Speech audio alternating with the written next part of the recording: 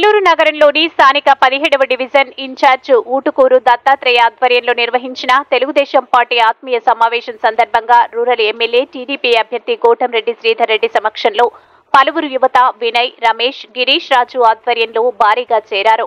ఈ సందర్భంగా శ్రీధర్ రెడ్డి మాట్లాడుతూ రానున్న ఎన్నికల్లో తనను వేమిరెడ్డి ప్రభాకర్ రెడ్డిని గెలిపించాలని, ప్రజలు ఆశీర్వదించాలని, తమ ప్రభుత్వం వస్తే చేయబోయే విషయాలను విశదీకరించారు. ఈ కార్యక్రమంలో 17వ డివిజన్ ప్రజలు అధిక సంఖ్యలో పాల్గొన్నారు.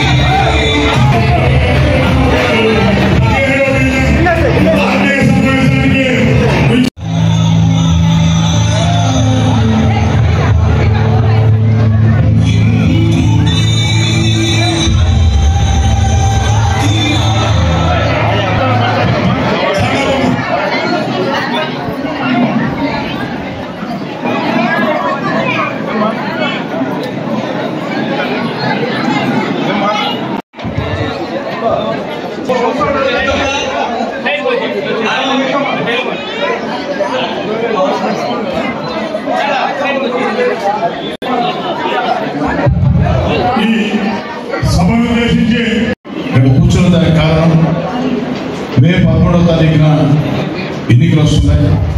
ఆ ఎన్నికల్లో తెలుగుదేశం పార్టీ కూటమి అభ్యర్థిగా సైకిల్ గుర్తు మీద మీ కోటంరెడ్డి శ్రీధర్ రెడ్డి గారు నేను పార్లమెంటుకి వేమిరెడ్డి ప్రభాకర్ రెడ్డి గారు సైకిల్ గుర్తు మీద పోటీ చేస్తూ మనందరినీ ఓట్లు అడిగేదానికి వచ్చామమ్మా. అయితే నేను ఓట్లు అడిగే ముందు కొన్ని విషయాలు చెప్తానమ్మా. నేను చెప్పిన విషయాల్లో 100% నిజాలు ఉంటే, ఏ ఒక్క మాట అబద్ధం లేకుంటే నాకు ఓటు ఇవ్వండి.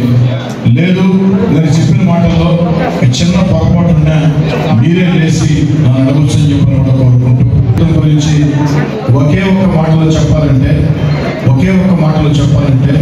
ఒక చేతితో 10 రూపాయలు ఇచ్చి ఒక చేతితో 100 రూపాయలు లాక్కుంటారు.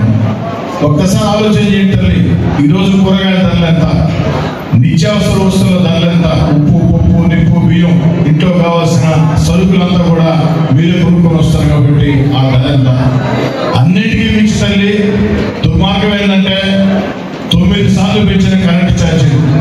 మామూలుగా కరెంటు తీగలు పట్టుకుంటే షాక్ కొడతాయమ్మా, కానీ ఆంధ్ర రాష్ట్రంలో షాక్ కొట్టాలంటే కరెంటు తీగలు పట్టుకోబడ్డా నెల ప్రేమతో మన జగనన్న మనకిచ్చే కరెంటు బిల్లులు పట్టుకుంటే చేతులు షాక్, గుండె దడదడా.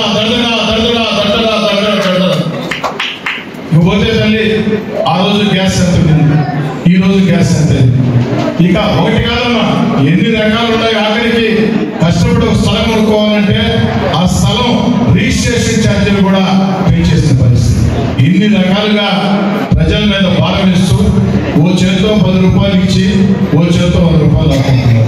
అమ్మా, సంపూర్ణ మద్యపాన నిషేధం, బ్రాంతి ఎత్తేసి ఓటు అడగతానని చెప్పాడు జగనన్న. అవునా లేదు తల్లి? ఓటు అడగతానన్నాడు, బ్రాంతి ఎత్తాడమ్మా. బ్రాంతి ఎత్తకపోగా 4 రేట్లు పెంచారమ్మా. రేట్లు పెంచడంతో పాటు కల్తీ మద్యం, ఆ కల్తీ మద్యం తాగి ఎంతమంది ప్రాణాలు కోల్పోయారో, ఎంతమంది హాస్పిటల్ పాలయ్యారో మీరు అర్థం చేసుకోండి. అంతేగా తల్లి, ఆ డబ్బుంతా ప్రభుత్వానికి పోతుందంటే ప్రభుత్వానికి పోవటంగా జగన్ గారికి పోతూ ఉంది. ఎందుకంటే అమ్మా, కార్డు తీసుకోకపోతే మనం కూరగాయలు కూడా ఇస్తారు, సరుకులు ఇస్తారు, ఏడైనా కార్డు అలౌ చేస్తారు.